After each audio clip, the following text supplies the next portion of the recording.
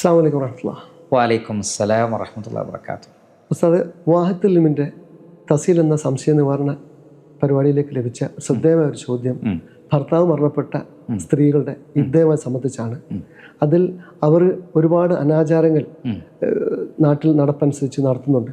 അതിൽപ്പെട്ടതാണ് അവർ വെള്ള വസ്ത്രമേ ധരിക്കാവുള്ളൂ, കറുത്ത വസ്ത്രമേ ധരിക്കാവുള്ളൂ, പുറത്തിറങ്ങാൻ പാടില്ല തുടങ്ങി ഒരുപാട് ആചാരങ്ങൾ നിലനിൽക്കുന്നുണ്ട് നമ്മുടെ നാട്ടിൽ. അതിനെപ്പറ്റി ഉസ്താദിൻ്റെ അഭിപ്രായം എന്താണ്? അൽഹംദുലില്ലാഹ് വസ്സലാത്തു വസ്സലാമു അലാ റസൂലില്ലാഹ് വഅലാ ആലിഹി വഅസ്ഹാബിഹി അജ്മഈൻ. അമ്മാ ബഅദ്. ഭർത്താവ് മരണപ്പെട്ട സ്ത്രീയുടെ ഇദ്ദയുമായി ബന്ധപ്പെട്ടാണ് ഇപ്പോൾ ചോദിച്ചിട്ടുള്ളത്. ഇവിടെ സൂചിപ്പിച്ചതുപോലെ പല നിലക്കുമുള്ള തെറ്റിദ്ധാരണകളും അനാചാരങ്ങളും ഈ വിഷയത്തിൽ നിലനിൽക്കുന്നുണ്ട്. ഇൻഷാ അല്ലാഹ് എന്താണ് ഇദ്ദയിലിരിക്കുന്ന ഒരു സ്ത്രീക്ക് പാടുള്ളത്, പാടില്ലാത്തത് എന്ന് നമുക്ക് പരിശോധിക്കാം. അതിലൊന്നാമത് മനസ്സിലാക്കേണ്ടത്, ഒരു സ്ത്രീയുടെ ഭർത്താവ് മരണപ്പെട്ടാൽ അവർ 4 മാസവും 10 ദിവസവും ഇദ്ദ ആചരിക്കണം. അത് ഭർത്താവ് മരണപ്പെട്ട അന്ന് മുതലാണ് അതിൻ്റെ ഡേറ്റ് തുടങ്ങുന്നത്. അതിനുള്ള തെളിവ് പരിശുദ്ധ ഖുർആനിലെ 2-ാം അധ്യായം സൂറത്തു അൽ ബഖറയിലെ 234-ാമത്തെ ആയത്താണ്. അതിൽ അല്ലാഹു സുബ്ഹാനഹു വ തആല പറയുന്നത്, വല്ലദീന യുതവഫൗന മിൻകും വയദറൂന അസ്വാജൻ യതറബ്ബസ്ന ബി അൻഫുസിഹിന്ന 4 അശ്ഹുരിൻ വഅശ്റ.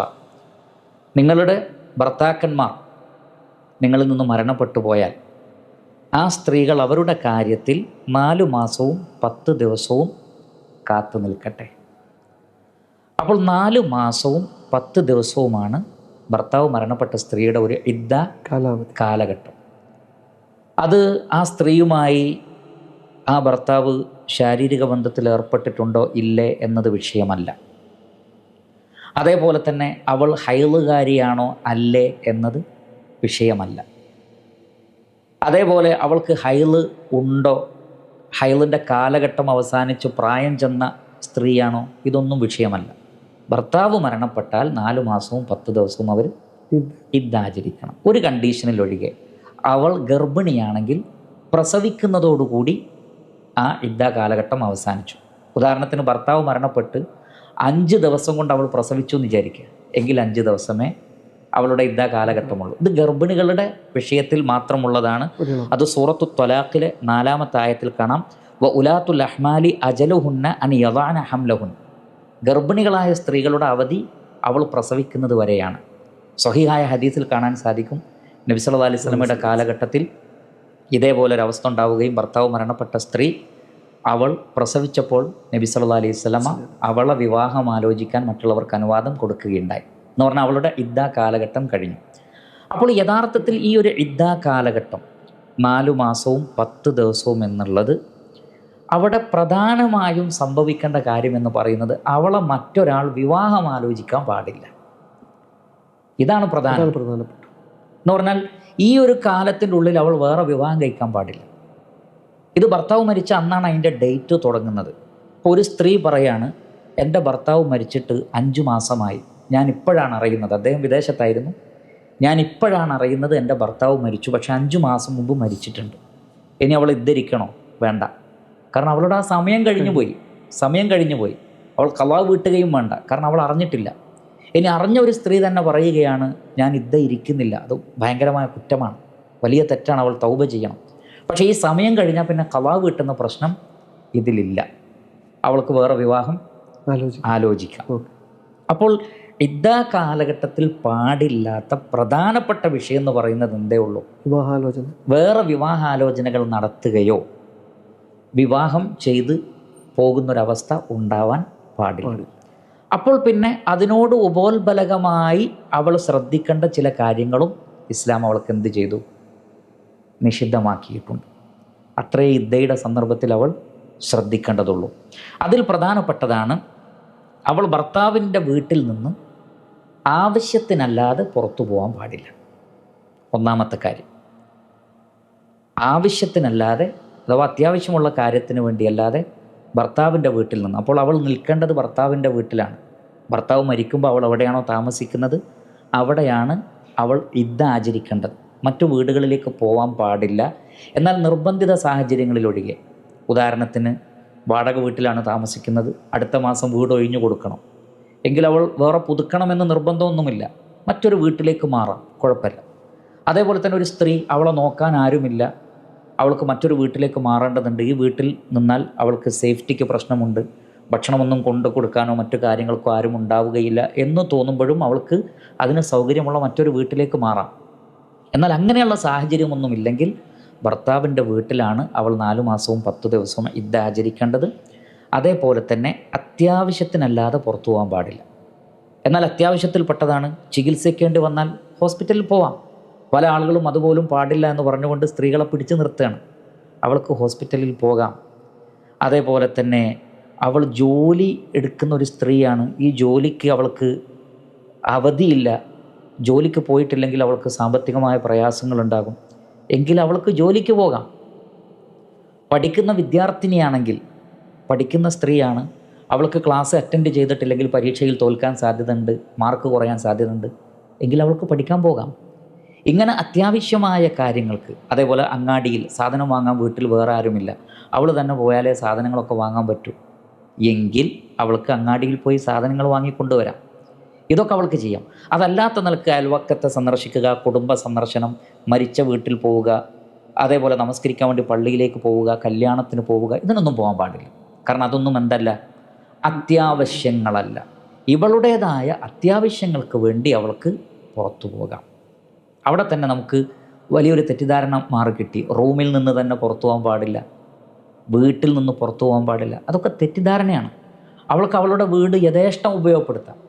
വീട്ടിൻ്റെ മുറ്റത്തേക്കും പറമ്പിലേക്കും പ്രവേശിക്കാം, അയൽവക്കങ്ങളിലേക്ക് പോകരുത് എന്നേ ഉള്ളൂ. അവരുടെ തന്നെ വീട്ടിലെ മുറ്റത്തോ കോമ്പൗണ്ടിലോ പറമ്പിലോ പ്രവേശിക്കുന്നതിനോ, മറ്റു റൂമുകളിൽ പ്രവേശിക്കുന്നതിനോ, അടുക്കളയിൽ പോകുന്നതിനോ, ഭക്ഷണം പാചകം ചെയ്യുന്നതിനോ ഒന്നും ഒരു വിരോധവുമില്ല. എന്നാൽ അവൾ പുറത്തിറങ്ങി മറ്റുള്ള ആളുകളിലേക്ക് പ്രവേശിക്കുന്നൊരവസ്ഥ ഉണ്ടാകുവാൻ പാടില്ല എന്ന് മാത്രം. ഇതാണ് ഒന്നാമത് ശ്രദ്ധിക്കേണ്ടത്. രണ്ടാമത്തെ കാര്യം, നബി സല്ലല്ലാഹു അലൈഹി വസല്ലം പറഞ്ഞു, സുഗന്ധങ്ങൾ ഉപയോഗിക്കരുത്, കൺമഷി ഉപയോഗിക്കരുത് എന്ന് വരെ പറഞ്ഞിട്ടുണ്ട്. കാരണം അത് സൗന്ദര്യത്തെ വർദ്ധിപ്പിക്കുന്ന കാര്യങ്ങളാണ്. കാരണം ആ ഒരു പീരീഡിൽ അവൾ സൗന്ദര്യത്തെ വർദ്ധിപ്പിക്കുന്ന രൂപത്തിലുള്ള കാര്യങ്ങളൊന്നും ഉപയോഗിക്കരുത്. അതുകൊണ്ട് തന്നെ ഭംഗിയായി മൈലാഞ്ചി ഇടുക, കണ്ണ് എഴുതുക, സുഗന്ധങ്ങൾ ഉപയോഗിക്കുക, ഇതൊന്നും പാടില്ലാത്തതാണ്. എന്നാൽ അതല്ലാതെ സാധാരണ നിലക്ക് കുളിക്കുന്ന ഷാമ്പു ഉപയോഗിക്കാം, സോപ്പ് ഉപയോഗിക്കാം, എണ്ണ ഉപയോഗിക്കാം. ചില പണ്ഡിതന്മാർ പറഞ്ഞു നല്ല സ്മെല്ലുള്ള ഷാമ്പും സോപ്പൊക്കെ ആണെങ്കിൽ ഒഴിവാക്കലാണ് നല്ലത്. താരതമ്യേന വളരെ കുറഞ്ഞ ഗന്ധമുള്ള സോപ്പുകളോ ഷാമ്പു, എണ്ണ അങ്ങനെയുള്ളത് ഉപയോഗിക്കുന്നതിന് യാതൊരു വിരോധവുമില്ല. എന്നാൽ സൗന്ദര്യത്തെ പ്രകടിപ്പിക്കുന്ന രൂപത്തിലുള്ള ഏതെങ്കിലും കാര്യങ്ങൾ അവൾ ചെയ്യാൻ പാടില്ല. അതിൻ്റെ ഭാഗം തന്നെയാണ് അലങ്കാര വസ്ത്രങ്ങൾ. സാധാരണ വീട്ടിൽ ധരിക്കുന്ന ഏത് വസ്ത്രവും ധരിക്കാം, സാധാരണ വീട്ടിൽ ധരിക്കുന്ന വസ്ത്രങ്ങളൊക്കെ ധരിക്കാം. അത് വെള്ള തന്നെ ആവണമെന്നില്ല. പല ആളുകളും പറയും വെള്ള വസ്ത്രം ധരിച്ചിരിക്കണം, അങ്ങനെയൊന്നുമില്ല. വേറെ ചില നാടുകളിൽ കറുപ്പാണ് ധരിക്കേണ്ടത്, അങ്ങനെയൊന്നുമില്ല. അവർക്ക് ഇഷ്ടമുള്ള കളർ ഉപയോഗിക്കാം വീട്ടിൽ നിന്ന് ഉപയോഗിക്കുന്നതാണെങ്കിൽ. എന്നാൽ ഭംഗി കൂട്ടാൻ വേണ്ടി ഉപയോഗിക്കുന്ന വസ്ത്രം അതേത് കളറാണെങ്കിലും പാടില്ല. പ്രത്യേകമായ വസ്ത്രങ്ങൾ, പുറത്തിറങ്ങുമ്പോൾ ധരിക്കുന്ന ഭംഗിയുള്ള വസ്ത്രങ്ങൾ യഥാർത്ഥത്തിൽ അങ്ങനെ ധരിക്കാൻ പാടില്ല. എന്നാൽ പോലും അങ്ങനെയുള്ള വസ്ത്രങ്ങളൊന്നും അവൾ ഇദ്ദ കാലഘട്ടത്തിൽ വീട്ടിൻ്റെ അകത്താണെങ്കിൽ പോലും പാടില്ല, ഉപയോഗിക്കാൻ പാടില്ല. അലങ്കാര വസ്ത്രങ്ങൾ ധരിക്കരുത്. അതിൻ്റെ കൂട്ടത്തിൽ തന്നെ ഉള്ളതാണ് ആഭരണങ്ങൾ ധരിക്കാൻ പാടില്ല.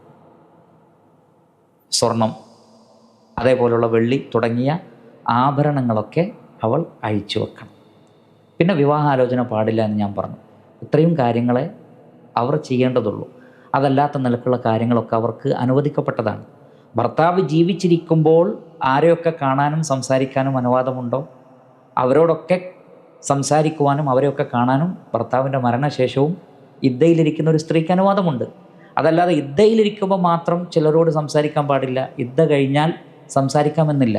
അന്യരായ ആളുകളോട്, മഹറമുകളല്ലാത്ത ആളുകളോടൊക്കെ സംസാരിക്കുന്നതും അവരെ കാണുന്നതിലൊക്കെ സ്ത്രീകൾക്ക് ഒരുപാട് പരിധികളുണ്ട്. അത് ഇദ്ദ കാലഘട്ടത്തിലും അതല്ലാത്തപ്പോഴും ഒരേപോലെയാണ്.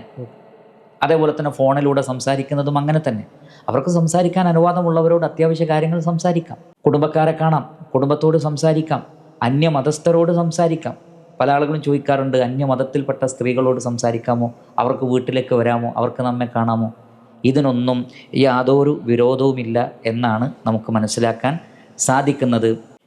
അപ്പോൾ ഇത്രയും കാര്യങ്ങളൊക്കെയാണ് നമുക്ക് മനസ്സിലാക്കാൻ സാധിക്കുന്നത്. ഈ പറഞ്ഞ രൂപത്തിലുള്ള വിരോധങ്ങളോ കെട്ടിക്കുടുക്കലുകളോ ഒന്നും ഇദ്ദയിലിരിക്കുന്ന സ്ത്രീകളുമായി ബന്ധപ്പെട്ടില്ല. ഇത് ഭർത്താവ് മരണപ്പെട്ട സ്ത്രീകളുടെ ഇദ്ദയുമായി ബന്ധപ്പെട്ടാണ്. എന്നാൽ ത്വലാഖ് ചൊല്ലപ്പെട്ട സ്ത്രീകളുടെ അവരുടെ ഇദ്ദ കാലഘട്ടം വേറെയാണ്. അവിടെ അവർക്ക് നല്ല വസ്ത്രങ്ങൾ ധരിക്കാം, ഭംഗിയുള്ള വസ്ത്രങ്ങൾ ധരിക്കാം. കാരണം അവളെ ഭർത്താവ് തിരിച്ചെടുക്കാൻ പറ്റുന്ന രൂപത്തിൽ ഭർത്താവിനെ ആകർഷിക്കാവുന്ന വസ്ത്രങ്ങളൊക്കെ അവൾക്ക് ധരിക്കാം. അത് വേറെ തന്നെയാണ് വിഷയം. അത് ഞാൻ മുമ്പൊരു ദർസിൽ നമ്മുടെ ഈ ചാനലിൽ ആ വിഷയത്തിലൊരു പ്രോഗ്രാം വന്നിട്ടുണ്ട്. ഭർത്താവ് ത്വലാഖ് ചൊല്ലിയ ഒരു സ്ത്രീയുടെ ഇദ്ദ കാലഘട്ടം എങ്ങനെയാണ്, അവൾ എന്തൊക്കെയാണ് ആ സന്ദർഭത്തിൽ ശ്രദ്ധിക്കേണ്ടത് എന്ന് നമ്മൾ നേരത്തെ വിശദീകരിച്ചിട്ടുണ്ട്. ഇവിടെ പറഞ്ഞത് ഭർത്താവ് മരണപ്പെട്ട സ്ത്രീയുടെ ഇദ്ദയുമായി ബന്ധപ്പെട്ടാണ്. അതാണ് അതുമായി ബന്ധപ്പെട്ട് പറയാനുള്ളത്. ഏതെങ്കിലും നിലക്ക് സംശയങ്ങളോ മറ്റോ ഉണ്ടെങ്കിൽ ക്ലിയർ ചെയ്യാം, കുഴപ്പമില്ല. അൽഹംദുലില്ലാ, ഇത് ഇത്രയും ലളിതമായ ഒരു ആചാരം. അതെ, അത് കെട്ടിക്കൊടുക്കൽ സ്ത്രീകളെ ഭർത്താവ് മരണപ്പെട്ട് വിഷമിച്ചിരിക്കുന്ന സ്ത്രീകളെ കൂടുതൽ ബുദ്ധിമുട്ടിക്കുന്ന രീതിയിലേക്ക് ആളുകൾ എത്തിച്ചു. അൽഹംദുലില്ലാ, അതിനൊരു മാറ്റം ഈ ചോദ്യത്തിൽ നിന്ന് ഇത്തരത്തിൽ നിന്ന് മനസ്സിലായെന്ന് പ്രതീക്ഷിക്കാം. ഇൻഷാ അല്ലാഹ്. ബാറകല്ലാഹു ഫീക്കും. അല്ലാഹുമ്മ ആമീൻ വയ്യ.